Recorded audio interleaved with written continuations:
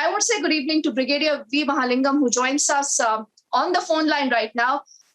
Brigadier Mahalingam, sir, I'm not sure if you do have a television set very close to you, but we've accessed another CCTV footage, sir, of what happened late last night. You know, in the backdrop of those buildings, sharp at 1:42:29, the counter on the camera, sir, we noticed that explosion. One more piece of evidence, again, as far as the entire story goes, Brigadier. But what are your thoughts about the modus operandi, the timing, sir, of what happened? See, first and foremost, if you look at the whole thing, firstly, it has been time to be carried out at the middle of the night when people are now least awake and alert.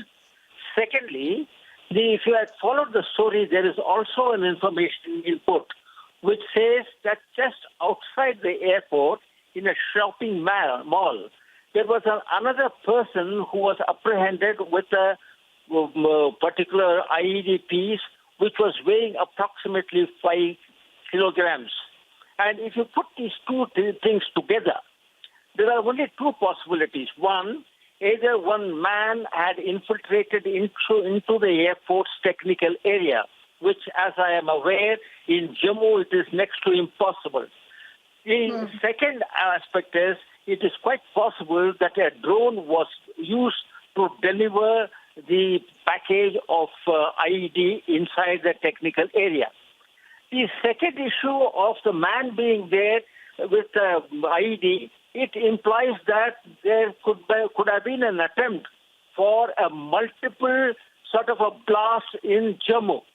This only indicates one thing, that Pakistan is trying perhaps to shift the terrorism point from the Jammu and from the valley to Jammu. Because as you are aware, even for the FATF, Pakistan has been telling the world that it is not at all doing anything to do with terrorism. Therefore, the possibility is the Pakistanis are now shifting the entire venue to Jammu, and so that there is deniability, and they will produce the whole story as being indigenous bombing in Jammu. This is an important thing that we need to note. The second issue is, as far as this particular case is concerned, I am probably of the opinion that this must have been a possible attempt for a multiple bombing of Jammu city, so that Hindu-Muslim divide can be brought in while this particular blast goes off. You know, Brigadier Saab, I think you've touched a lot of important layers to that story, and we must, I think, keep in mind that those are very important points that anyways the investigative agencies will also be looking through. Sir, thank you so much for your first thoughts on that CCTV image that has been accessed by Republic.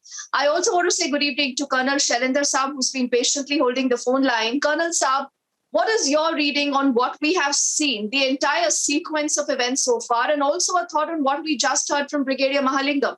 Because he believes that this is just not it. Perhaps there was something bigger in the pipeline.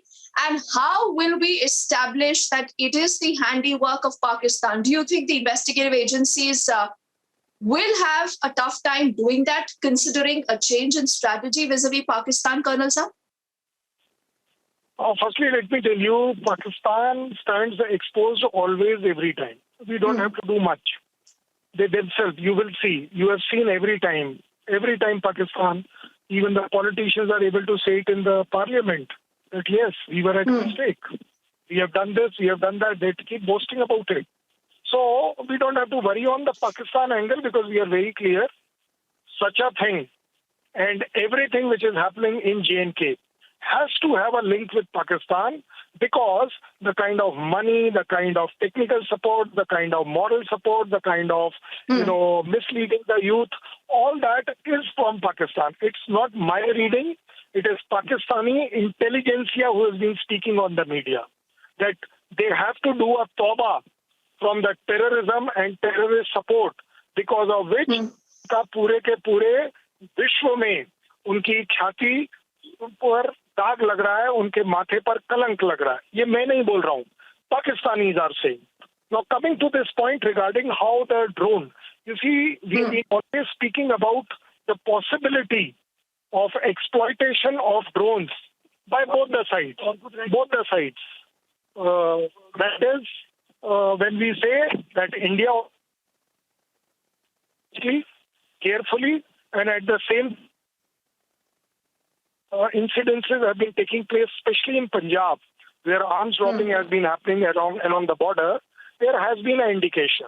Now, coming to this point that how deep inside at Jammu, because the airport is right next to Satwari, and I have been there, I can only tell you that I may not like to believe this theory that something flew from Pakistan and came all the way and did it here. It is not possible. It is my reading. Because there is a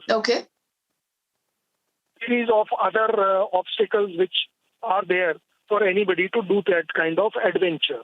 But now coming to the point that a drone is provided to a locally trained, infiltrated, trained person who comes and does this. You will see ultimately that will come. Local support will always be there for anything to do with terrorism. We will never be. So there is no rocket science when we say कि हमारा कोई local बच्चा ने इसको किया होगा. Local बच्चा नहीं कर पाएगा. Take my word. Because it requires specialized training. You cannot operate a drone so easily. It is not that 1 hour के अंदर हो जाएगा. Even when you buy a drone from off the shelf, it still takes time for you to expertise it, to maneuver that drone to a desired point. There is a very definite degree of training which is required. There is a specialization on it, which that gentleman would have done it. So my Malingam sir is a very senior man and a very well-read. I may not like to support him, or I would rather request him to evaluate that it is not a local boy who has just like that flown this drone.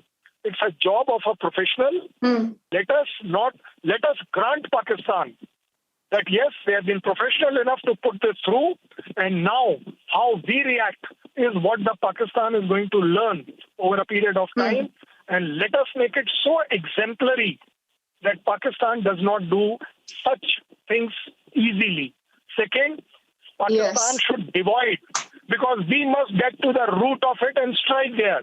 If this drone has been sent by Hafiz Saeed, take my word, you can't do it, give it to me. We'll kill Hafiz Saeed in his room, wherever he is. That is the message which has to go, that we are prepared to help come such kind of incidences, all these terrorists are beyond your control, then we are there to help you. You just tell us. And even if you are not going to tell us, we have a right, whosoever has done it, wherever he is, कब्र से खोद कर ले आएंगे हम उसे और उसको मारकर चैन पाएंगे. Colonel Sir, I think that's a very, very detailed outlook to what has happened, and I respect you for your opinion as clear as that, because I think each of our experts, remember viewers, that comes in the broadcast here comes with tons of experience. They definitely have their own reading of what has happened, and making it expensive now for Pakistan is something that all of them actually agree on board. I want to say good evening to Lieutenant General Sanjay Kulkarni, and thank you to Colonel Shailendra Sir for putting out his view. Lieutenant General Sanjay Kulkarni, sir, thank you for holding that phone line with us as we were discussing what possibly could have happened, sir. Now, if we just look at this particular CCTV footage, sir, that is on our television screens, and the kind of explosion that you do see, the number of seconds it does last, what does that tell us about the explosive, the IED that possibly could have been used? How strong was that, sir, in your reading? The explosive has to be strong. If you see the rooftop and the way the RCC has been completely damaged and a huge hole has been made in the roof, that itself is an indicator. Had it fallen elsewhere, the damage would have been huge. There is no denying the fact that the other IED fell in an open ground and didn't cause any loss. And in fact, both of them didn't cause any loss. That's a very good thing. But this is the future of warfare. That is something which we must understand. The reading is that if one realizes, if you go back, Kosovo taught to the Chinese what the air warfare means. Azerbaijan and Armenia conflict teaches us how Azerbaijan won and Armenia lost only because of the drones. And now the drones which are commercially available, and also what is rightly said, the expertise on that particular equipment is very important. The carriage of this equipment is not at all difficult. It can be carried in a briefcase. We carry it in a briefcase. We assemble it. I've seen IITians come to us, give a display of the entire thing in a briefcase, and then and use it and show what can be done. So the same thing, if it can carry a stuff from one place A to place B, it can also carry explosives. It has GPSs within it. It knows exactly the destination where it has to go. The control is in your hand, so it requires a certain amount of training. It is not a thing that can go into a raw man's hand and it can be used within a day or two. No, it requires expertise. It requires training. But this training is not this thing that training can be given. Training can be imparted. But the fact that the drones are being used is an indicator that what we need to do in our drone detection system. The drone detection system is now what needs to be implemented immediately. If you do not have the drone detection system in place to alert what is coming, and you are dependent only on the radars, because these are low-flying objects, and they can avoid radars which detect helicopters, aircraft, commercial aircraft, light aircraft. These are all low-flying objects. So therefore, these will not be detected by the radar. But there is a technology called the drone detection system, which could be radar, optical sensors. It could be used by microphones, radio frequencies, whatever have you. So all these systems are there in place, and then you have to have countermeasures to ensure that they are physically destroyed, detected, caught, controlled, brought back to your places, because all of it is all on artificial intelligence. All of it is on frequencies. All it is digitized. So we have to really make a breakthrough into it. Anybody, the adversary is hell-bent in using terrorism as an instrument of state policy. What we need to do is to ensure that they do not succeed. We have succeeded in ensuring that on the ground level, it is now very difficult to find their way through. So they find the easier way is the drone which is available.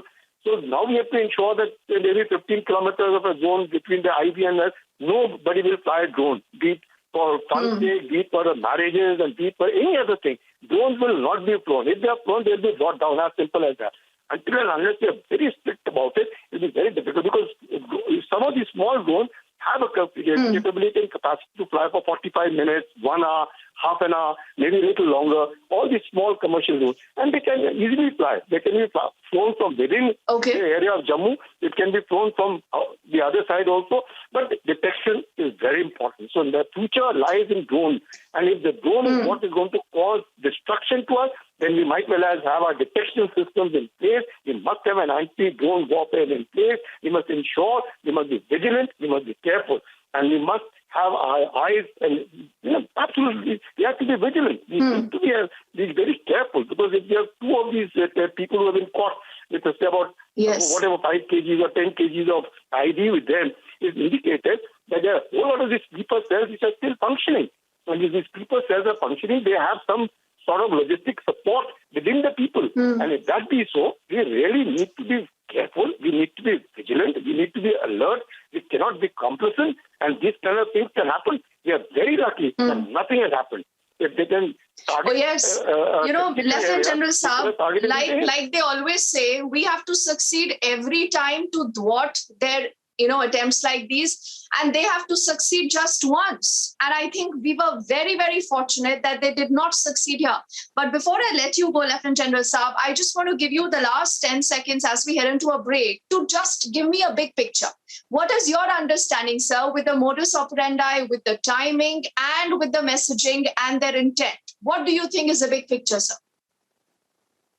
Okay, I think we've just lost that phone line with the Lieutenant General, but all of these gentlemen, remember, helping us make sense of what the story really looks like, because this is just not a drone attack that has gone wrong. Fortunately for us, this is a story about a lot of layers of investigation now into this. This is just one of that CCTV footage that Republic has been able to access. As we head into a quick break, on the other side, we get you more details on what we know so far. The IGP has shared an important review meeting. The NI has also been on the spot picking up forensic details. So we get you live report and more guests and their viewpoints when we come back on the other side of this break. Do not go anywhere.